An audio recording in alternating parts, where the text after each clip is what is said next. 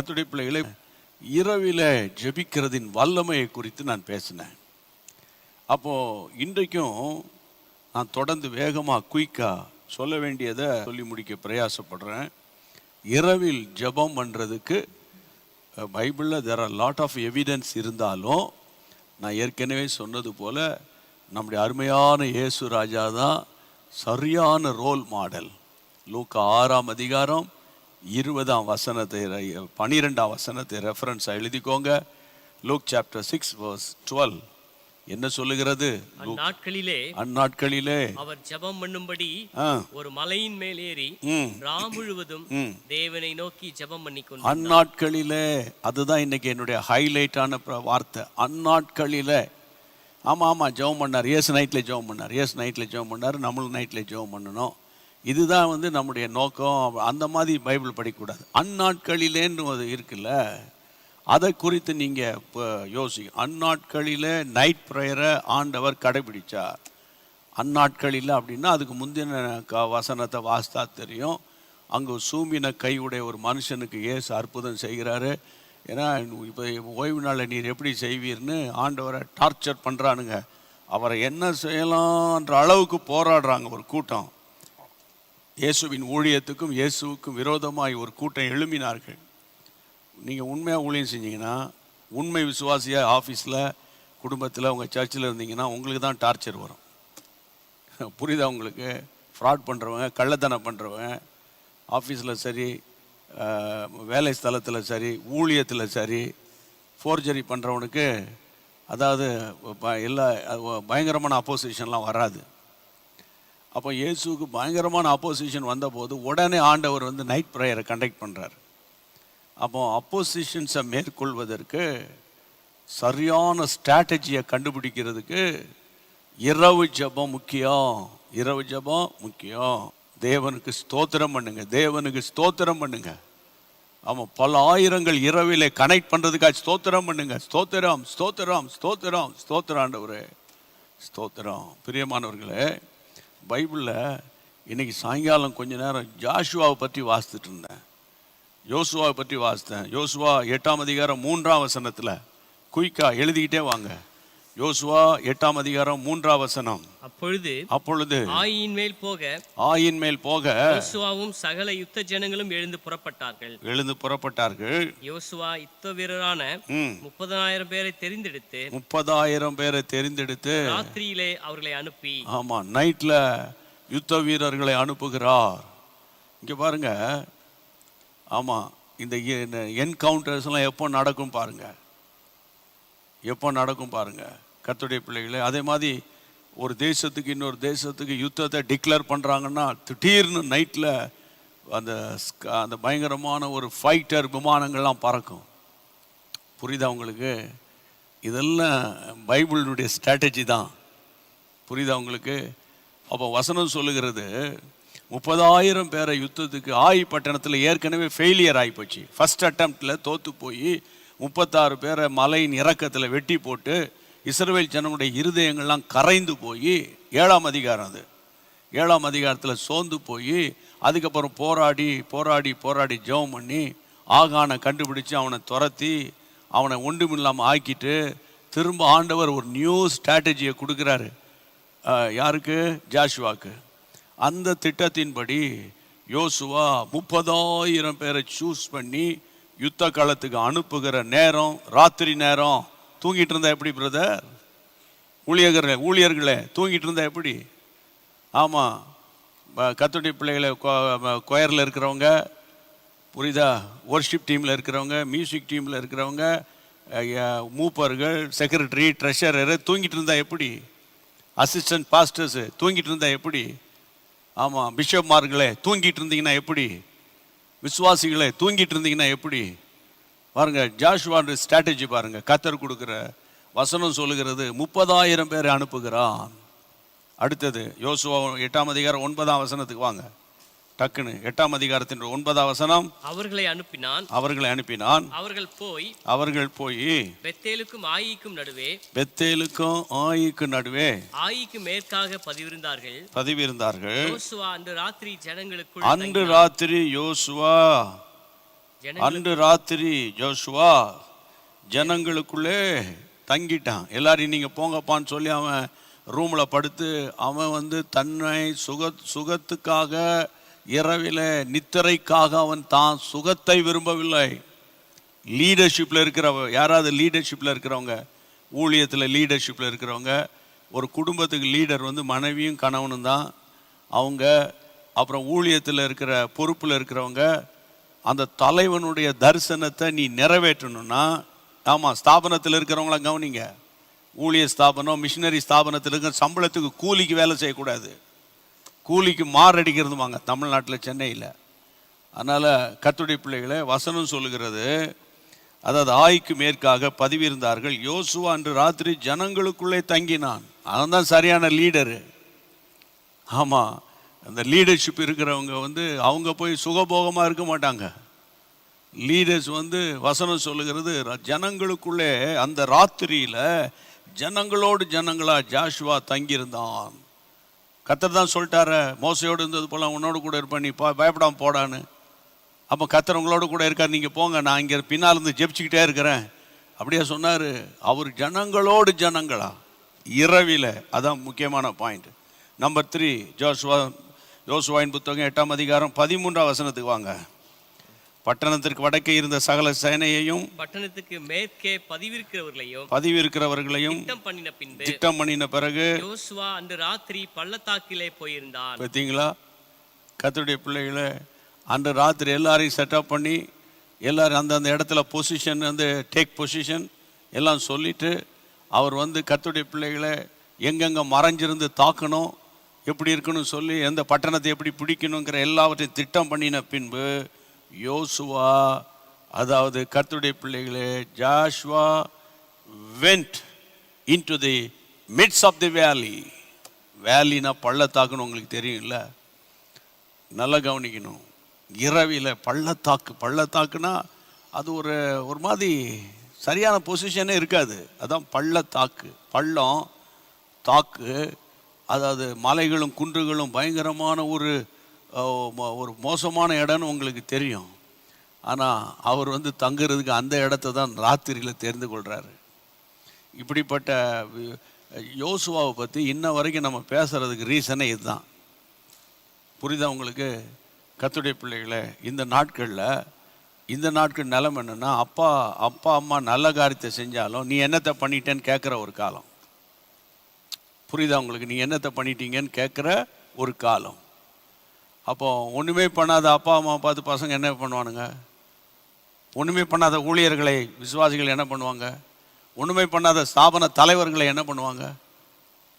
அப்போ இன்றைக்கி நல்ல கவனிங்க, பள்ளத்தாக்கில் யோசுவா தங்குகிறான். அவனுக்கு பள்ளத்தாக்கு ஒன்று தான், மேடான இடம் ஒன்று தான். அவனுடைய ஏம் என்னென்னா, ஆயி பட்டணத்தை அடிக்கணும், ஆயை நம்ம அழிக்கணும். அதுதான் அவனுடைய ஏம். அவனுடைய ஸ்ட்ராட்டஜியை, கர்த்தர் கொடுத்த ஸ்ட்ராட்டஜியை அவன் நிறைவேற்றணும். எங்கே தங்குறோமோ அது முக்கியம் இல்லை. ஆமாம், இரவை பகலாக்குகிறவன் ஜாஷுவா. கர்த்தருக்கு தோத்திரம். இன்னொரு வசனத்தை சொல்கிறேன். யோசுவாவின் புத்தகம் 10ஆம் அதிகாரம், பைபிளை திருப்புங்க. யோசுவாவின் புத்தகம் 10ஆம் அதிகாரத்துக்கு 9ஆம் வசனம், 10:9. யோசுவா கில்காலிலிருந்து ரா முழுவதும் நடந்து திடீரென்று அவர்கள் மேல் வந்து விட்டான். எனக்கு அதில் அந்த வசனம் ரொம்ப இன்ட்ரெஸ்டிங்காக இருக்குது வாசிக்கிறதுக்கு. அதாவது யோசுவா கில்காலிலிருந்து ரா முழுவதும் நடந்தான் இருக்குது, ஆனால் திடீரென்று அவர்கள் மேல் வந்துட்டான் இருக்குது. அதை உங்களால் புரிய முடியுதா? யோசுவா கில்காலிலிருந்து நைட்டெல்லாம் த்ரூ அவுட் த நைட், சரியா கர்த்தருடைய பிள்ளைகளை, அவர் நடக்கிறார். ஆனால் அந்த வசனத்தில் திடீரென்று அவர்கள் மேலே வந்துட்டான். கிபியோனியர் மேலே யோசுவா திடீர்னு வந்துட்டான். கிபியோனியர் எதிர்பார்க்காத நேரத்தில் ஜாஷுவா எப்போ வருவான்? அதாவது 5 ராஜாக்கள் எல்லாம் ஒரு பக்கம். பைபிளில் பார்த்தீங்கன்னா 10ஆம் அதிகாரம் 5ஆம் வசனத்தில் கர்த்தருடைய பிள்ளைகள், எருசலேமின் ராஜா, எப்ரோனின் ராஜா, யர்மூத்தின் ராஜா, லாகீசின் ராஜா, எக்லோனின் ராஜா என்கிற எமோரியன் 5 ராஜாக்களும் கூடிக்கொண்டு 5 ராஜாக்கள் இந்த கர்த்தருடைய பிள்ளைகளை கிபியோனுக்கு முன்பாக பாளையம் இறங்கி இருக்கிற நேரத்தில் அவர்களும் வசனம் சொல்லுகிறது, இந்த 5 ராஜாக்களை எதிர்க்க யோசுவா எடுத்த ஒரு அருமையான ஒரு யுத்த நுணுக்கு என்னன்னா, இரவில அவன் தூங்காம இரவோடு இரவாக சத்துருவை சந்திக்கிறான். புரியுதா? புரிஞ்சவங்க கையை வைத்து அல்லேலூயா சொல்லுங்க. இரவோடு இரவாக 5 ராஜாக்களை சந்திக்கிற இரவு. அப்போ வசனம் சொல்லுகிறது, கில்காலிலிருந்து ரா முழுவதும், அந்த 9ஆம் வசனம் தமிழ்ல, ரா முழுவதும் அவன் நடந்து நடந்து நடந்து, கர்த்தருடைய பிள்ளைகளே, திடீரென்று அந்த கில்கால் மேலே வந்துட்டான். கில்காலுக்கு வந்துட்டான். கர்த்தருக்கு ஸ்தோத்திரம். என் அன்பு தேவனுடைய பிள்ளைகளே, கில்காலிலிருந்து நடந்து அவர்கள் மேல் வந்தான். 10ஆம் வசனம், கர்த்தரோ அவர்களை இஸ்ரவேலுக்கு முன்பாக கலங்க பண்ணினார். கைகளை உயர்த்தி ஆண்டவர் ஸ்தோத்திரம் பண்ணுங்க. ஆமா, உங்களுக்கு விரோதமாய் போராடுகிற ஜனங்களை ஆண்டவர் கலங்க பண்ணுவார்னு நீங்க விசுவாசிக்கிறீங்களா? உங்களுக்கு விரோதமாய் எழும்புகிற சத்துருவின் கிரியைகளை கலங்க பண்ணுவார்னு விசுவாசிக்கிறீங்களா? ஆமா, நான் விசுவாசிக்கிறேன். அப்படின்னா நைட்டில் தூங்காமல் வாரத்துக்கு ஒரு நாள், நைட்டுன்னா throughout the days, throughout the night நான் சொல்ல, ஒரு மணி வரைக்கும் தானே இந்த நம்ம வந்து நைட்டில் ஜெபம் பண்ணுறோம். அந்த நேரத்தில் உங்களுக்கு எப்படியா தூக்கம் வருது? எப்படி தூக்கம் வருது? ஆமாம், கர்த்தருடைய பிள்ளைகளை, இஸ்ரவேல் ஜனங்கள் அந்த நாட்களில் போராட்டத்தின் நடுகளை ஏசப்பா ஆண்டவரே கத்தாவே கத்தாவேன்னு கூப்பிடுவாங்க. கர்த்தர் இறங்கி அற்புதம் செய்வார். உடனே தோத்திரம் போயிட்டு வாங்கன்னுவாங்க ஆண்டவரை. ஆமாம், இறைச்சி சாப்பிட்டு ரொம்ப நாளாச்சேன்னு புலம்பிட்டு கிடக்கும் போது இறைச்சி வரும். காடைகள், கீழ்காற்றின் வழியாக காடைகள் விழும். வாங்கி சாப்பிட்டு ஆண்டவரை ஏமாற்றி விடுவானுங்க. அப்புறம் மண்ணா விழும், அனுதினமும் மண்ணா விழும். தேனிட்ட பணியாரம் போல் இருக்கும். ஆனால் அதை சொல்லும் போதே நமக்கு சாப்பிடணும் போல் வருது அதை. ஆனால் அவங்க சொல்லுவாங்க, என்னத்தை நாங்கள் டெய்லி சாப்பிட்டு சாப்பிட்டு சளிச்சு போயிடுச்சுன்றான். புரியுதா உங்களுக்கு? தண்ணி இல்லைன்னு முறுமுறுப்பாங்க. உடனே ஆண்டவர் தண்ணி அனுப்புவார். இல்லை, உங்கள் எல்லாருக்கும் தெரியும்ல, கர்த்தருடைய பிள்ளைகளை 40 வருஷம் ட்ராவலிங்கில் அவங்க எத்தனை முறை பேக் ஸ்லைட் ஆனாங்க, எத்தனை முறை அவிசுவாசத்தில் போனாங்க. கொஞ்சம் பைபிளை கொஞ்சம் நீங்கள் எழுதி பாருங்க. ஆனாலும் என் ஆண்டவர் அவர்களை கானானுக்கு கொண்டு வந்தார். அப்போ இன்றைக்கு நான் உங்களை பார்த்து சொல்கிற ஒரு சத்தியம் என்னன்னு கேட்டால், அன்பான தேவனுடைய பிள்ளைகளை, இரவிலே ஜெபிக்கிற ஜெபத்துக்கு ஒரு வலிமை இருக்குது. மிட் நைட்டில் 12 to 12:30 தீர்க்கப்படாத நிலுவையில் கிடக்கிற பிரச்சனைகளுக்கு ஜெபிச்சு பாருங்க. 12 to 12:30, அதுவும் கையை உயர்த்தி ஜெபிக்கணும். கையை உயர்த்தி 1/2 hour நல்ல ஸ்தோத்திரம் பண்ணி, அவன் பக்கத்தில் தூங்கிட்டு இருக்கவங்களை எழுப்பி விட்றாதீங்க. புரியுதா உங்களுக்கு? தனியாக போய் ஒரு மூலையில் உட்காந்து அமைதியாக சத்தங்கித்தம் போடாமல் அப்படியே கண்ணீரோடு கூட ஸ்தோத்திரம் பண்ணி உங்கள் பிள்ளைகள் பெயரை சொல்லுங்கள். கீழ்ப்படியாத பிள்ளைங்க, கஞ்சா அடிக்கிற பிள்ளைங்க, குடிக்கிற பிள்ளைங்க, வீட்டுக்கு சொல்லாமல் கொள்ளாமல் போகிற பிள்ளைங்க, ஃப்ரெண்ட்ஸ் வீட்டுக்கு போகிறேன்னு சொல்லிட்டு எங்கேயும் சுற்றுற பிள்ளைங்க, பாவத்தில் விழுந்து போன பிள்ளைங்க, தவறான உறவில் இருக்கிற புருஷன், பிள்ளைங்க, மனைவி, அவங்க யார் யார் இருக்காங்களோ எல்லாருடைய பெயரை சொல்லி சொல்லி சொல்லி சொல்லி இந்த 1/2 மணி நேரம் நீங்கள் ஜெபிச்சிங்கன்னா ஒரு 2-3 மாதத்துக்குள்ளே அந்த கிரியைகளெல்லாம் அழிக்கப்படுதா இல்லையான்னு பாருங்கள். இல்லையான்னு பாருங்கள். கர்த்தருடைய பிள்ளைகளை, தேவைக்கு மாத்திரம் ஆண்டவரை தேடாதீங்க தயவு செய்து. ஆமாம், தேவை அது வந்து நன்றி கட்ட இஸ்ரவேல் ஜனங்கள். தேவைக்கு மாத்திரம் பாஸ்டர் ஜெபம் பண்ணுங்க பாஸ்டர், இந்த மாதிரி வியாதின்னு சொல்கிறாங்க. வியாதி சுகமாயிட்டுனா, பாஸ்டர் அன்றைக்கி ஜெபம் பண்ணிங்களே அப்போவுமே சுகமாயிடுச்சு பாஸ்டர், சொல்கிறதுக்கு டைம் இல்லாமல் போச்சு. புரியுதா உங்களுக்கு? கல்யாணத்துக்காக ஜெபம் பண்ணுங்க பிரதர். சரி, தற்செயலாக எங்கேயாவது பார்த்து கல்யாணத்துக்காக ஜெபம் பண்ணிட்டு இருக்கேன் பாஸ்டர், அது அப்போவுமே முடிஞ்சிருச்சு. தெரியாதா உங்களுக்கு? நீ சொன்னாதானே தெரியும், சொன்னாதானே தெரியும். ஆண்டவர் சொல்கிறார்ல, இந்த 10 குஷ்டரோகிகள் வந்தாங்கப்பா, அதில் ஒருவன் மட்டும் திரும்பி வந்து ஆண்டவர் பாதத்தில் விழுந்து ஆண்டவரை தோத்திரம் பண்ணுறான். அப்படியா? வந்ததுக்காக தோத்திரம். வராமல் போனால் 9 பேர். அப்படியா? சரி ஸ்தோத்திரம். அப்படியா சொன்னார் ஆண்டவர். மற்ற 9 பேர் எங்கே? ஆமாம், வேலை இல்லாத காலத்தில் தோத்திரம் பண்ணி ஜெபம் பண்ண நீ இப்போ வேலை கிடைச்சிட்டு சுற்றிக்கிட்டு வரைய உல்லாசமா? ஆண்டவர் கேட்க மாட்டாரா? ஆண்டவர் கேட்க மாட்டாரா? குழந்தை இல்லாத காலத்தில் உங்கள் பாஸ்டரும் நிறைய ஊழியர்களும் ஜெபம் பண்ணி உனக்கு குழந்தைய கர்த்தர் கொடுத்தாரு. இன்னைக்கு ஊழியத்துக்கு போகிறதுக்கு 1008க்கு ஏதாவது சொல்லிக்கிட்டு கிடக்குறீங்களே, மனசாட்சி உன்னை வாதிக்கலையா? மனசாட்சி வாதிக்கலையா? வாதிக்கலையா? அப்போ இந்த நாட்களில் நான் பாரத்தோடு சொல்கிறேன், பைபிள் அழகான ஒரு வார்த்தை, நன்றி அறிதல் உள்ளவர்களாக இருங்க. புரியுதா உங்களுக்கு? எவ்வளோ எழுப்புதலுக்காக பிரயாசப்படுறோம். முதல்ல எழுப்புதல் கர்த்தருடைய வீட்டில் உண்டாகணும். கர்த்தருடைய வீடுனா உங்கள் வீடு, என் வீடு, சபை, அதுதான் கர்த்தருடைய வீடு. ஆமாம், அதை விட்டு அந்த ஆட்சி மாறணும், இந்த ஆட்சி கவலணும், இந்த அவர் போனேன், அவங்களாம் ரொம்ப நல்லவங்க. புரியுதா? அவங்களாம் ரொம்ப நல்லவங்க. அப்போ இந்த நாட்களில் தேவனுடைய பிள்ளைகளை, உண்மை உள்ள மனுஷன் பரிபூர்ண ஆசீர்வாதங்களை பெறுவான். ஐஸ்வர்யவான் ஆகணும்னு தீவிரிக்கிறவனோ ஆக்கினைக்கு தப்பான்னு. பணத்துக்கு பின்னால் ஓடாதீங்க. கையெடுத்து கும்பிட்டு சொல்கிறேன், என்னுடைய 40 years எக்ஸ்பீரியன்ஸில் இந்த குறுகின கால அனுபவங்களை சொல்கிறேன். பணத்தை மாத்திரம் அதை பிசாசா பாருங்க. அது பயங்கரமான ஒரு பிசாசு. பாவத்தில், மற்ற பாவத்தில் விழுந்தால் தெரியும், பணத்தில் விழுந்தால் தெரியாது. அதுதான் விஷயம். நீங்கள் நினச்சிப்பீங்க, Lord has blessed me abundantly. ஆமாம், நேரத்துக்கு ஒரு ஷூ, நேரத்துக்கு ஒரு காரு, நேரத்துக்கு ஒரு சேலை. புரியுதா உங்களுக்கு?